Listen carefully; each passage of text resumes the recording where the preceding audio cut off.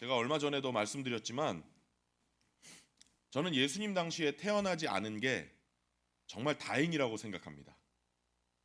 제가 만약에 예수님 당시에 태어났다면 저는 솔직히 고백하는데 10중 8구는 예수님 안 믿었을 겁니다.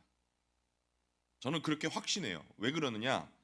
예수님은요, 성경을 읽어보면 비상식적인 말씀이나 이 인간의 상식, 지혜로는 이해가 되지 않는, 납득이 되지 않는 말씀을 많이 하셨기 때문입니다. 그런 면에서 21세기를 사는 우리는 예수 믿는 게 쉽다고 저는 생각합니다. 우리는 예수님이 성령의 감동으로 마리아라는 처녀의 몸을 통해서 태어났다는 사실을 알고 있습니다. 또 예수님이 십자가에서 죽으시고 부활하셨다는 그 역사적인 사실을 직접 목격한 증인들의 기록을 보고 있습니다. 이것 때문에 생명을 던진 사람들이 쓴 기록입니다. 우리는 이미 예수님이 특별한 분이라는 것을 알고 있기 때문에 성경을 읽으면서요, 예수님이 좀 이상한 얘기를 하셔도 아이 뭐 주님이니까 그럴 수 있지 하고 넘어갈 수가 있는 겁니다. 근데 그 당시 2000년 전의 사람들에게 예수라는 사람이 어떤 존재였을지 상상해 보십시오. 예수님은 저 갈릴리 시골 출신의 30살이 간 넘은 젊은 청년 목수일 뿐입니다. 이 사람이 자기 나이와 자기의 격에 어울리지 않게 이상한 말을 하면 사람들이 헷갈리지 않을 수가 없었을 거예요. 그래서 저는요, 그 당시에 태어났으면 예수 믿기가 훨씬 더 힘들지 않았을까? 그렇게 생각합니다. 여러분은 어떠십니까? 오늘 우리가 읽은 이 본문 말씀만 해도 그래요. 예수님은 자기 살을 먹고 자기 피를 마시지 않으면 영생을 누릴 수 없다, 이런 얘기 하시거든요. 우리가 성경이라고 생각하면서 읽으니까 그렇죠. 여러분 한번 생각해 보십시오. 내 살을 먹고 내 피를 마셔야 된다. 다시요. 내 살을 먹고 내 피를 마셔야 된다. 어떠세요? 이 얘기 들으면. 아멘이세요? 좀 이상한 얘기 아닙니까? 이거 그리고 끔찍한 얘기 아니에요? 섬뜩한 얘기입니다. 특히 그 당시 유대인들이 이 얘기를 들었을 때는요, 섬뜩하고 끔찍한 얘기일 뿐만 아니라 거부감과 혐오감을 느끼게 만드는 얘기였어요. 예수님이 거부감을 느낄 수 있는 유대인들이라는 걸 알면서도 얘기하신 겁니다. 왜냐하면 그 당시 유대인들은 이 피 속에 생명이 담겨 있다고 믿었습니다.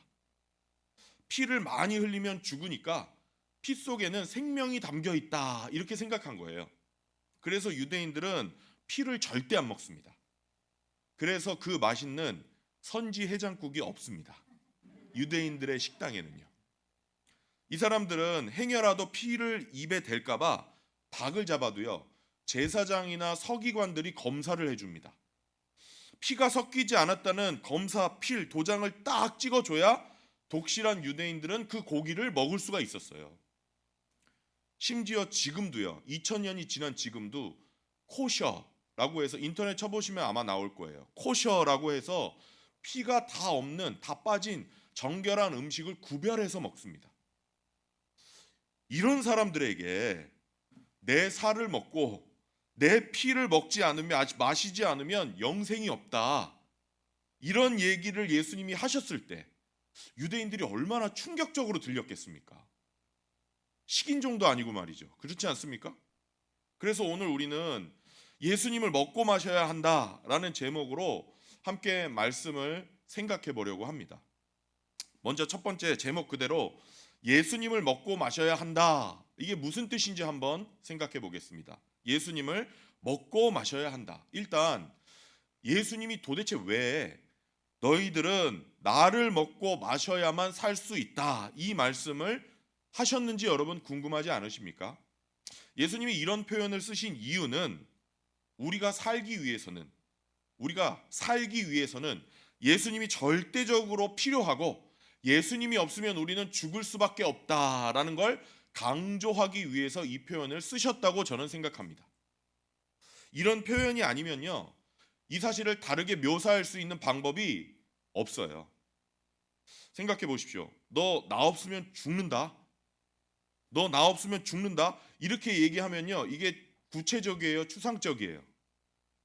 저는 이런 얘기가 오히려 더 추상적으로 들릴 거라고 생각해요. 나는 네 인생에 절대적으로 필요한 동반자다. 어떠세요? 마음에 확 와닿으세요? 이렇게 얘기하는 것도 좀 와닿지 않을 수가 있어요. 왜 그러냐면요. 세상에는 동반자 없이도 살아가는 사람들이 있거든요. 그렇지 않습니까?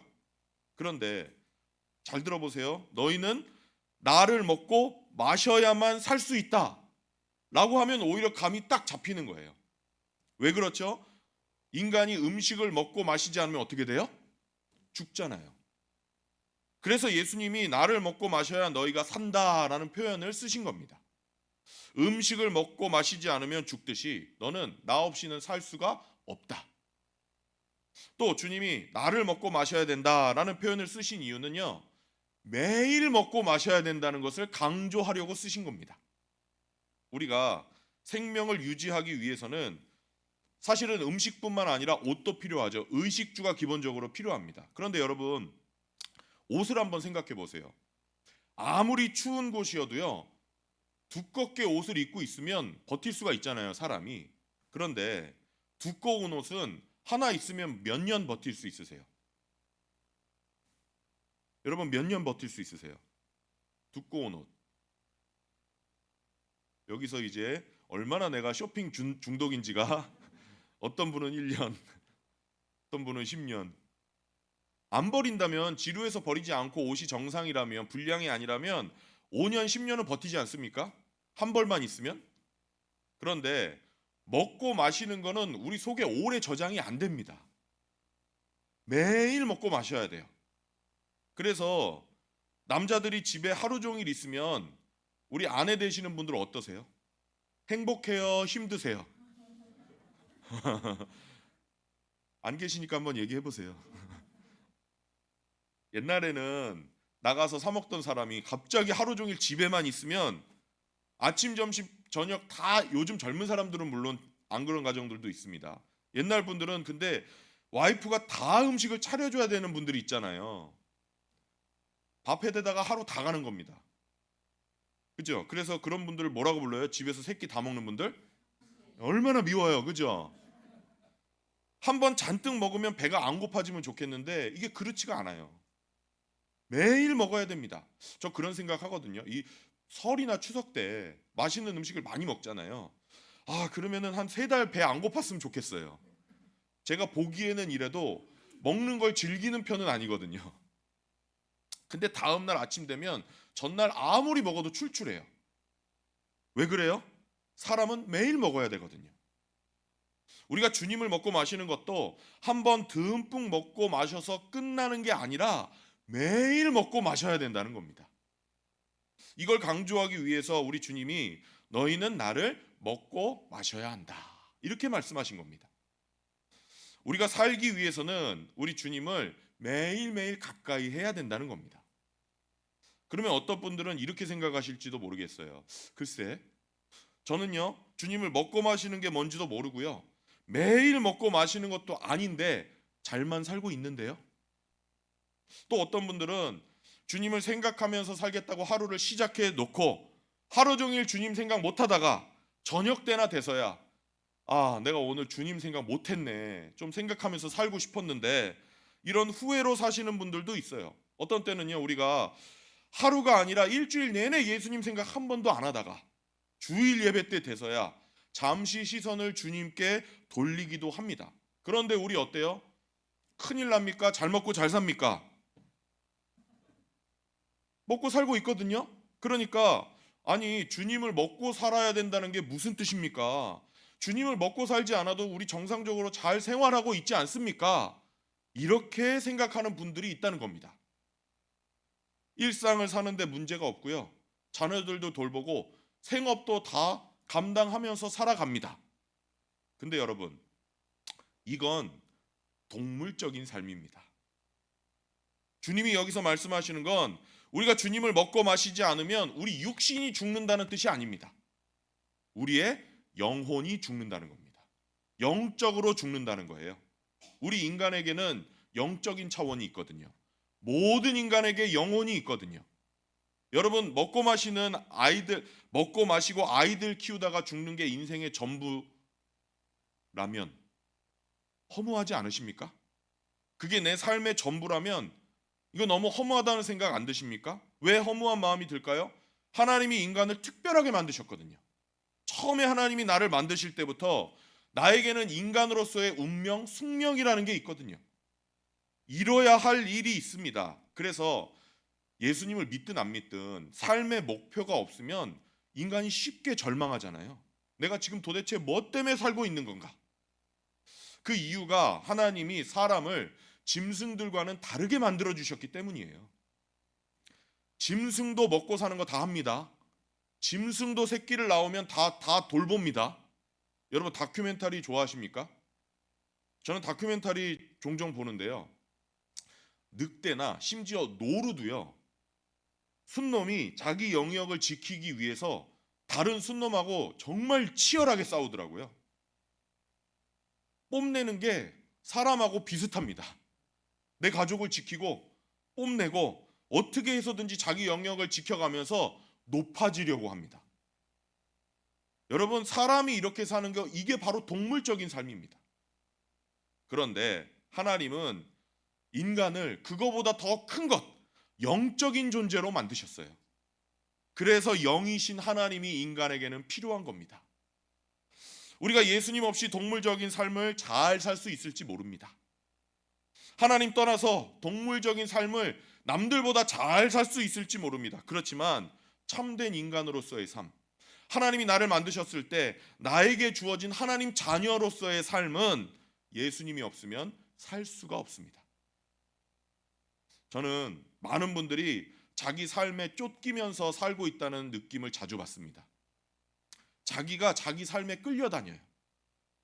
중요하지 않은 것, 인생에서 너무나 사소한 것에 매여서 노예로 산다고 느껴집니다. 하나님이 우리에게 원하는 삶은요, 그렇게 내 삶에 끌려다니면서 사는 삶이 아닙니다. 하나님이 우리에게 원하는 삶은요, 기쁨이 있는 삶, 찬송이 있는 삶, 남을 섬기는 삶, 내가 사랑하기 힘든 사람을 사랑하면서 사는 삶, 뭔가 이 세상에 인간으로서 태어난 그 존재 목적을 성취하면서 살아가는 삶. 여러분, 하나님이 나에게 주시고자 하는 삶은 이런 삶이라는 것을 기억하셔야 됩니다. 이게 바로 하나님이 예수 믿는 성도들을 위해서 그리스도인들에게 예비해 놓으신 삶입니다. 그래서 우리가 이 삶을 살기 위해서는 뭘 해야 된다고요? 예수님을 먹고 마셔야 된다는 겁니다. 우리 오늘 본문 63절을 한번 읽어보겠습니다. 예수님이 이렇게 말씀하십니다. 시작. 생명을 주는 것은 육은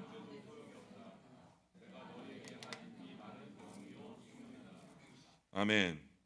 우리가 숨을 쉬고 살아는 있지만 참된 생명 없이는 살 수 없다는 말씀이에요. 그것은 쓸모없는 삶이다. 진짜 생명을 주는 것은 오직 하나님의 영이다. 생각해 보세요. 나의 삶이 얼마나 한계가 분명합니까? 제가 자주 말씀드리죠.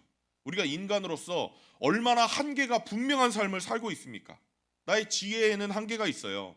무슨 일이 닥치면요, 어떻게 해야 될지 몰라서 내 지혜의 한계를 느끼는 게 우리 인생입니다.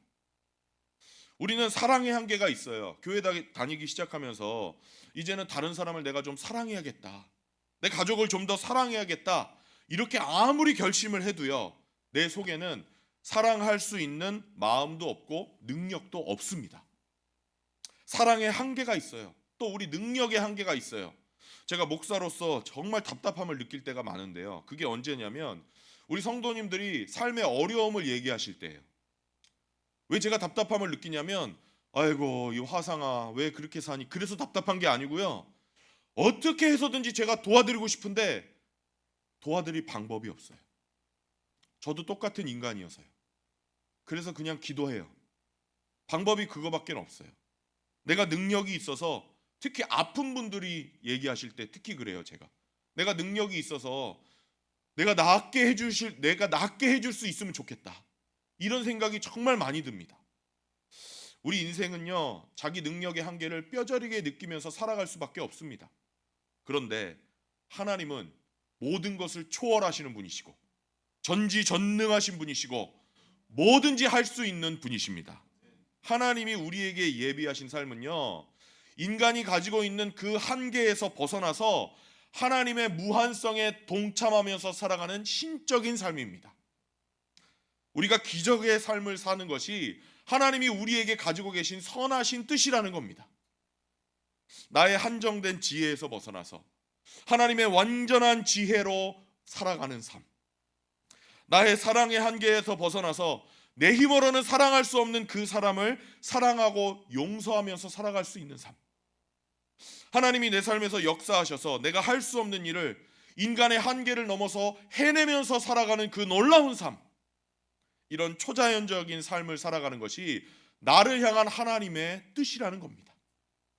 우리가 이런 삶을 살기 위해서는 예수님을 매일 먹고 예수님을 매일 마시는 길 외에는 없다는 것입니다. 그렇게 살아가는 저와 여러분이 되기를 바랍니다. 그러면 구체적으로 두 번째로 우리가 어떻게 예수님을 먹고 마시느냐? 먼저 첫째로 주님의 피를 마신다는 그 의미가 무엇인지 한번 생각해 보겠습니다. 주님의 피를 마신다는 것의 의미. 이 주님의 피를 마신다는 말은요, 사실은 예수님이 죽으시기 전에 성찬식을 시작하시면서 이렇게 말씀하셨어요. 고린도전서 11장에 보면 예수님이 잔을 나눠주시면서 이 잔은 내 피로 세운 언약이다, 이렇게 말씀하십니다. 이 잔은 내 피로 세운 뭐요? 언약이다. 이 말씀을 보면 예수님의 피를 마신다는 게 도대체 뭐냐, 그 뜻을 우리가 알 수 있습니다.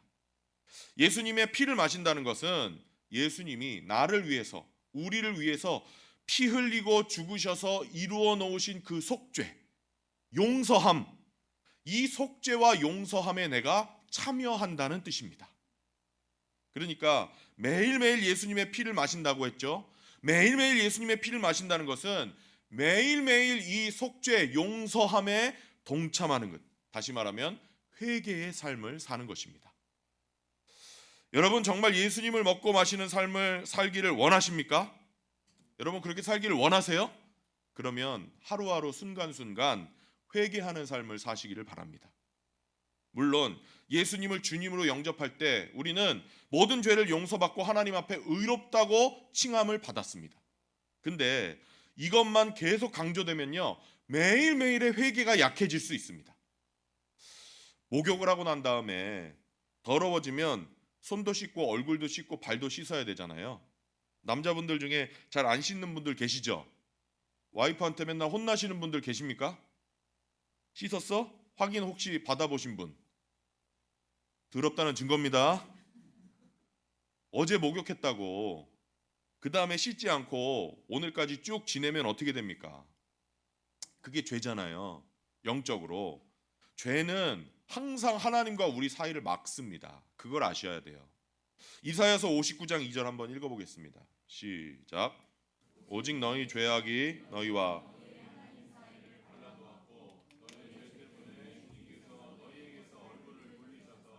너희의 말을 듣지 않으실 뿐이다. 아멘.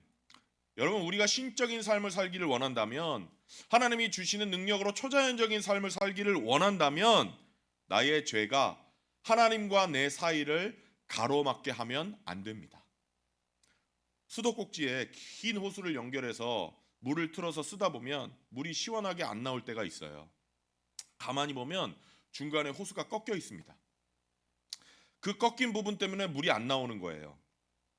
그 꺾인 부분을 펴면 다시 물이 어떻게 나오죠? 시원하게 나옵니다. 하나님은 하나님 자신의 지혜와 능력과 사랑을 나에게 부어주시기를 원하는데, 이런 것들이 그래서 나를 통해서 내 삶에서 흘러나가기를 원하시는데, 나의 죄가 하나님과 나 사이를 가로막고 있다는 겁니다. 그래서 내 삶에서는 능력이 안 나오고요, 사랑이 안 나오고요, 지혜가 나오지 않는 거예요.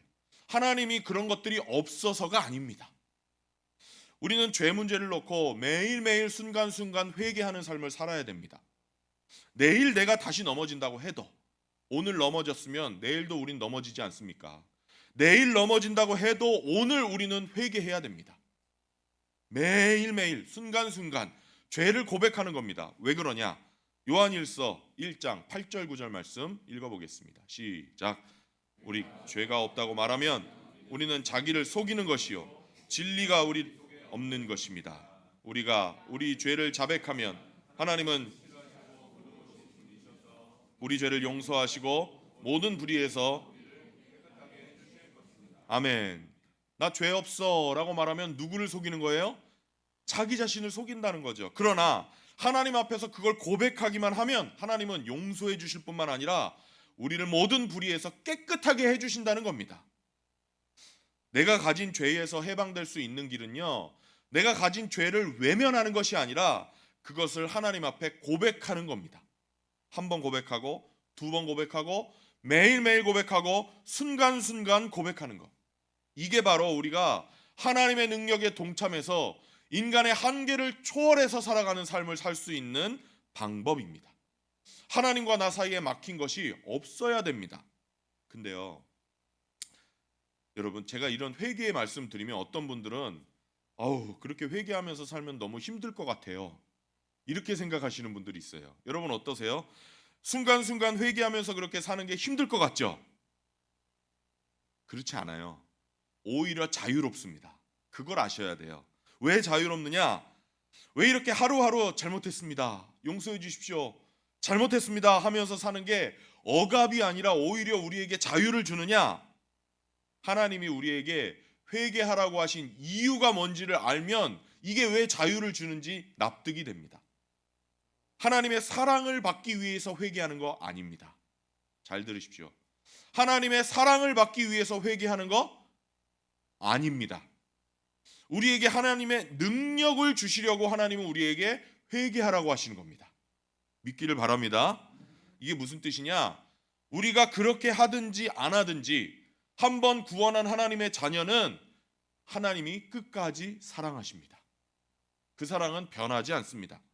왜 사랑하시냐? 자녀이기 때문에 사랑합니다.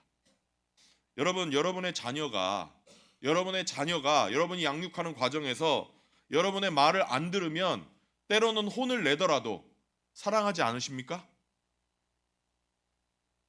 미우세요? 미울 때 있죠. 그런데 안 사랑하세요? 사랑하죠. 왜 사랑하세요? 자식이니까요. 하나님이 그러세요. 여러분의 불안정한 부모 사랑하고는 비교 안 되는 놀라운 아버지의 사랑으로 하나님이 나를 사랑하신다는 거예요. 우리가 하나님 앞에서 회개하는 건요, 하나님 사랑받으려고 회개하는 거 아니에요. 관심을 끌기 위해서 회개하라는 거 아니에요. 우리가 하나님의 자녀가 됐으면 초자연적인 삶을 살아야 되는데 이걸 모르기 때문에 그 하나님과의 막힌 담을 헐기를 원하셔서 그래서 회개하라고 하시는 거예요. 순간순간 회개하면서 삶을 살잖아요. 그래서 그런 사람은요, 오히려 삶에 기쁨이 있고 자유가 있어요. 너는 매일매일 순간순간 예수를 마셔라, 예수의 피를 마셔라, 이렇게 살아가는 창대교회가 되기를 바랍니다. 둘째로 예수님의 살을 먹으라. 이게 무슨 뜻이냐? 예수님의 살을 먹는다는 것의 의미가 뭐냐? 사람은 음식을 먹어야 힘이 납니다. 영적으로도 우리 예수님을 먹어야 힘이 납니다. 매일매일 순간순간 먹어야 돼요. 매일매일 예수님을 먹는다는 건요, 순간순간 먹는다는 건 순간순간 매일매일을 주님이 주신 힘에 의지해서 살아가라는 뜻입니다. 어떤 사람이 나에게 자기의 어려움을 이야기합니다. 여러분의 친구가 여러분에게 사는 게 얼마나 어려운지를 이야기해요. 그때 여러분이 무슨 말을 해야 될지 모르겠습니다. 그럴 때 안테나를 빨리 주님께 돌려서, 주님, 제가 지금 이 순간에 이 친구에게 무슨 얘기를 하기를 원하십니까? 이게 바로 주님을 의지하는 삶입니다. 나와 관계가 불편한 사람을 만나야 됩니다. 그때 주님을 의지하는 거예요. 어떻게 하는 겁니까? 주님, 저는 이 사람을 사랑할 수 있는 능력이 없습니다. 어떻게 해야 될지 모르겠습니다. 그렇지만 저는 예수님 믿는 사람이기 때문에 저를 통해서 조금이라도 주님의 사랑과 능력이 나타났으면 좋겠습니다. 이게 예수의 살을 먹으면서 살아가는 삶입니다. 직장과 사업에 어려움이 생겼습니다. 덮어놓고 걱정부터 하기 전에, 주님, 제가 생업의 현장에 어려움이 생겼습니다. 어떻게 해야 될지 모르겠습니다. 도와주세요.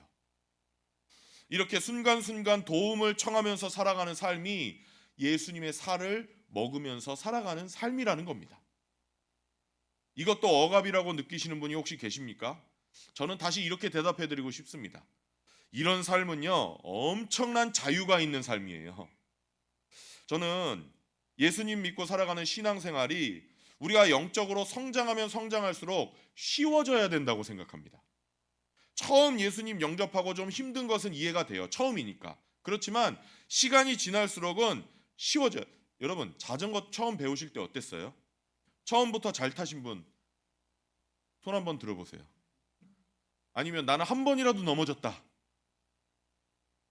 예, 저도 넘어져 봤거든요. 그런데 자전거를 오래 타면 오래 탈수록 어떻게 돼요? 자유자재로 다니게 되잖아요. 자전거 잘 타시는 분들은 두 손 놓고도 타잖아요. 그래서 몸으로 막 이렇게 조정하시던데요. 마찬가지로요, 신앙생활도요, 믿음이 잘하면 잘할수록 신앙생활이 더 쉬워져야 된다고 생각해요. 왜 그러느냐? 점점 내 능력, 내 지혜, 내 사랑으로 살아가는 게 아니라 전능하신 하나님, 그 엄청난 지혜와 사랑과 능력에 의지해서 그분의 통로로 살아가는 것이기 때문에 신앙생활도 점점 쉬워져야 돼요. 이걸 제 얘기가 아니에요. 바울이 이걸 깨달았어요. 갈라디아서 2장 20절, 우리가 잘 아는 그 말씀이 이런 뜻으로 쓴 말이에요. 읽어보겠습니다. 시작. 나는 그리스도와 함께 이제 내가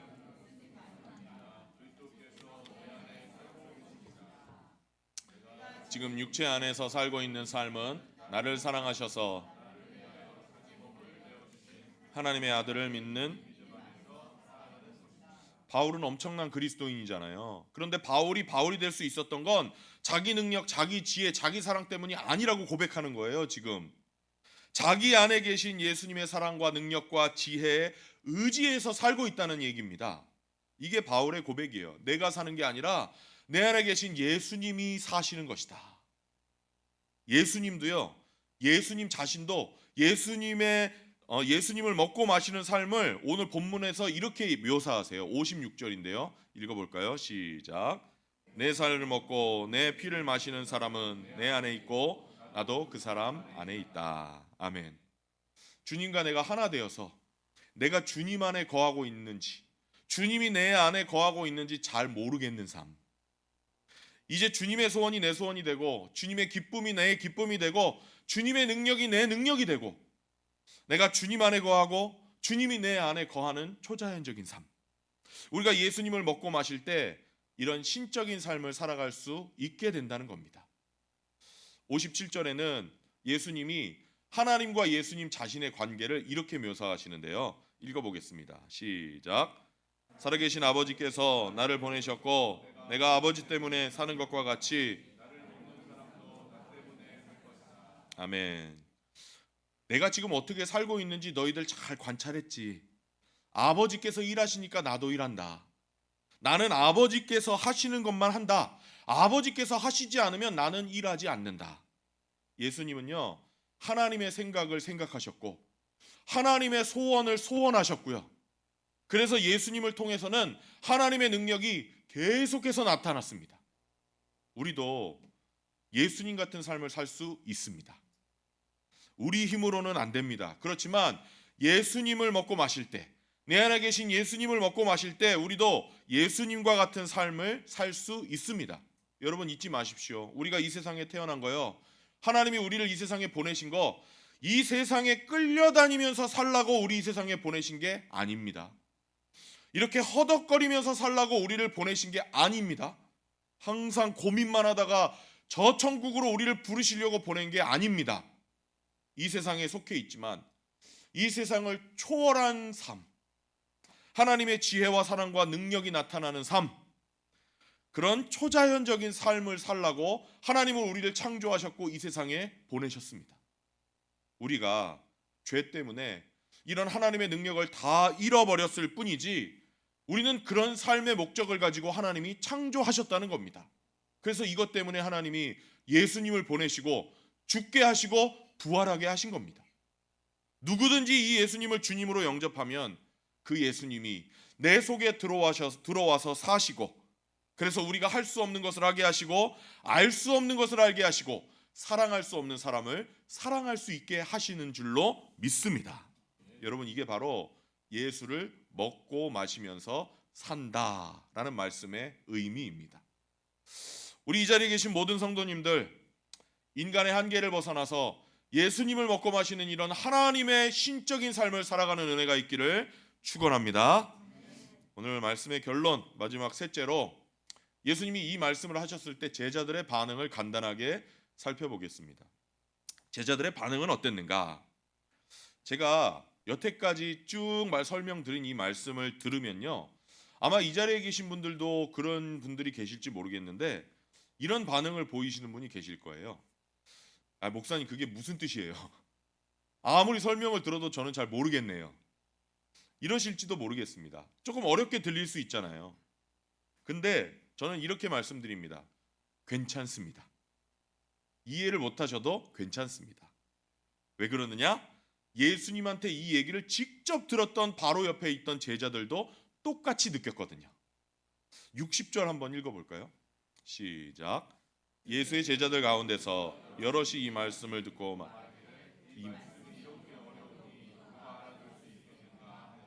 다른 사람 걱정하는 척하지만 누가 못 알아들은 거예요? 지금 자기들도 못 알아들은 거예요. 예수님이 이런 어려운 말씀하셨을 때 이 어려운 말씀을 들은 제자들의 반응이 세 가지가 있었거든요. 지금도 저는 이 반응이 마찬가지라고 생각해요. 첫 번째 반응이 뭐냐면 예수님을 떠나갔습니다. 예수님을 떠났다. 66절 한번 읽어보겠습니다. 66절 시작. 이 때문에 제자 가운데서 많은 사람이 떠나갔고 더 이상 예수님이 이런 신적인 삶에 대해서 말씀하셨을 때, 나를 먹고 마셔야 된다라고 말씀하셨을 때 떠난 제자들이 있었습니다. 이렇게 떠난 사람들이 예수님을 쫓아다녔던, 그동안 예수님을 따라다녔던 이유가 뭐냐? 이유가 있죠. 예수님이 빵 5덩어리와 물고기 2마리로 5,000명 먹이시는 걸 봤기 때문입니다. 예수님이 38년 된 병자를 고치시는 걸 봤기 때문입니다. 예수님이 많은 이적을 행하는 걸 봤기 때문입니다. 그래서 이 사람들은 예수님을 따라다닌 겁니다. 그러다가 예수님이 내 살을 먹고 내 피를 마셔야 된다라는 이해하기 어려운 이야기를 하니까 썰물 빠지듯이 싹 물러간 겁니다. 예수님이 하신 말씀이 어렵기도 하고요. 더 중요한 이유가 있다고 저는 생각하는데 그게 뭐냐? 어쩌면 예수님이 하신 말씀의 의미를 분명히 느꼈기 때문에, 깨달았기 때문에 떠나갔는지도 모릅니다. 예수를 먹고 마시는 삶을 산다는 게 나를 포기하는 삶이라는 것을 느낀 겁니다. 내가 결단해야 될 시점이 딱 오니까 다들 썰물처럼 빠져나가 버린 겁니다. 예수님을 떠난 제자들. 두 번째 반응은 뭐였느냐? 예수님을 팔아버렸습니다. 예수님을 팔아먹었다. 가롯 유다로 대표되는 사람들이죠. 가롯 유다. 70절 71절 읽겠습니다. 시작. 예수께서 그들에게 대답하셨다. 내가 너희 12를 택하지 않았느냐? 그러나 너희 가운데서 하나는 악마이다. 이것은 시몬 가룟의 아들 예수를 넘겨줄. 아멘. 이 가롯 유다는요, 예수님을 끝까지 따라다녔습니다. 처음 떠난 사람이 아니에요. 끝까지 따라다녔어요. 그러다가 제일 마지막에 가서 예수님을 팔아먹었습니다. 가롯 유다가 왜 예수님을 그렇게 마지막까지 따라다녔는지 많은 분들이 궁금해하시거든요. 확실한 거는 뭐였느냐? 따라다니면 가롯 유다에게 금전적인 이익이 있었습니다. 왜냐? 이 가롯 유다가 재정을 맡아서 관리했거든요. 그 재정을 맡아서 관리했을 때 아마 슬슬 돈을 빼먹었던 것 같아요. 예수를 팔아먹는 제자, 우리 주위에도 생길 수 있습니다. 믿지도 않으면서 자기에게 주어지는 어떤 혜택 때문에 계속 주님을 버리지는 않고 따라는 다니는 사람들. 그러다가 정말 어려운 때가 오면, 자기 이익과 관계된 것이 있을 때 마귀의 앞잡이 노릇을 해서 예수님의 몸인 교회를 찢는 사람들, 예수님의 몸인 교회를 자기의 유익을 위해서 가르는 사람들, 그런 사람들이 예수님을 팔아먹는 사람들입니다. 세 번째 반응, 예수님을 끝까지 따랐던 사람들이 있었습니다. 예수님을 끝까지 따랐다. 베드로로 대표되는 사람들이죠. 예수님이 이런 어려운 말씀을 하시니까 제자들이 싹 빠져나갔습니다. 숫자가 확 줄어들었어요.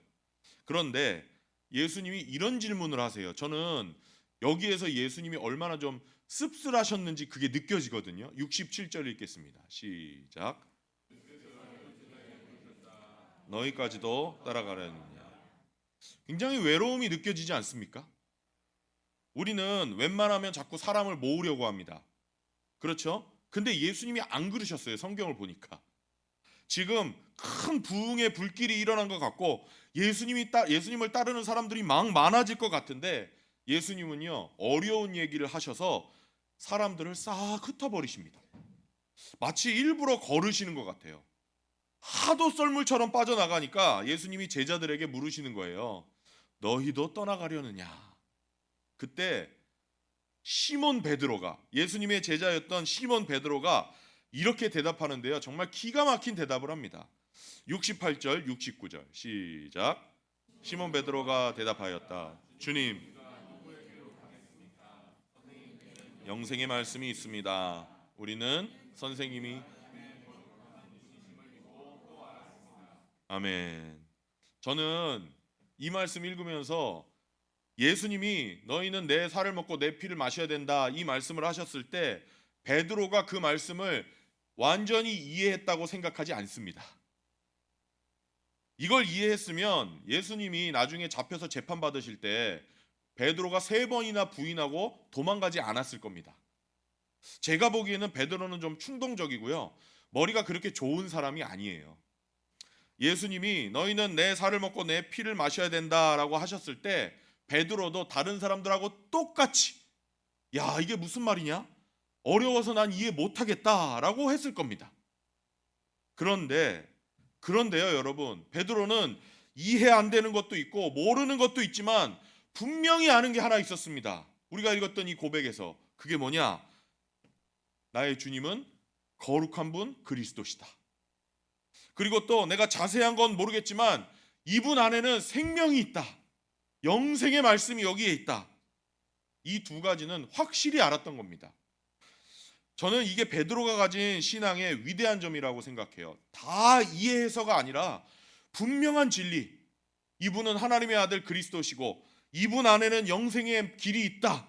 이 두 가지 알았기 때문에 사람들이 썰물처럼 빠져나가는 그 순간에도 끝까지 예수님을 따랐던 겁니다.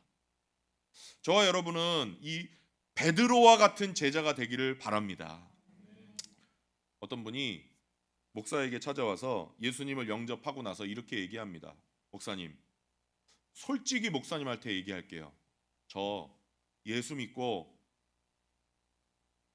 사는 게 예수 안 믿고 살 때보다 솔직히 더 힘듭니다. 더 힘들어졌어요. 전에는 마음에 부담이 없었는데요. 이제는 예수님 믿고 무슨 일을 해도 마음에 부담이 생깁니다.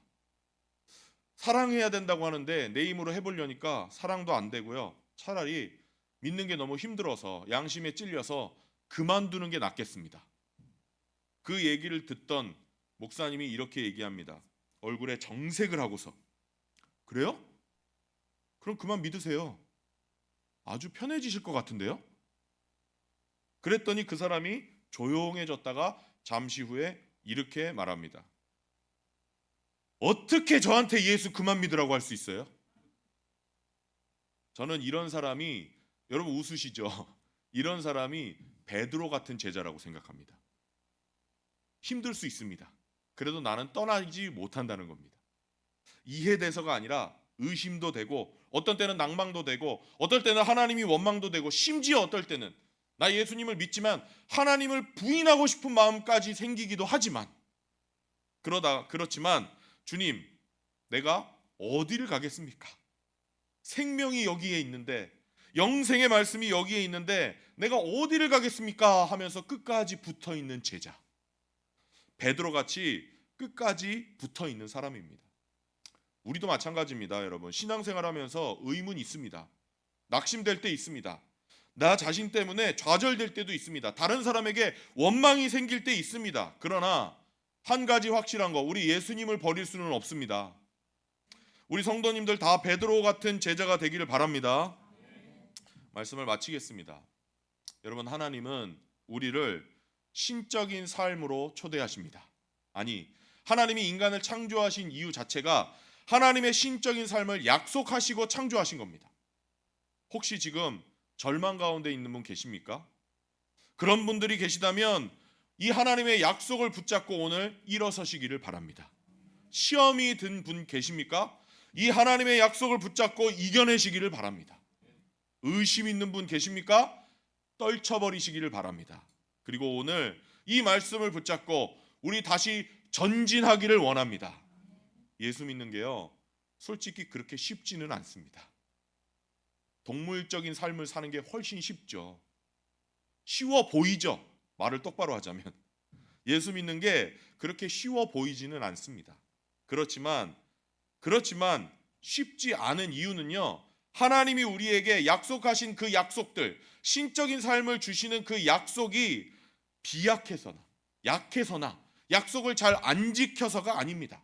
우리가 예수님을 먹고 마시는 것에 인색하기 때문에, 그래서 예수 믿는 게 쉽지 않은 겁니다. 우리 모두 예수님을 먹고 마셔야 됩니다. 저를 한번 따라서 해보십시오. 예수님을 먹고 마셔야 합니다. 다시 한번, 예수님을 먹고 마셔야 합니다. 아멘.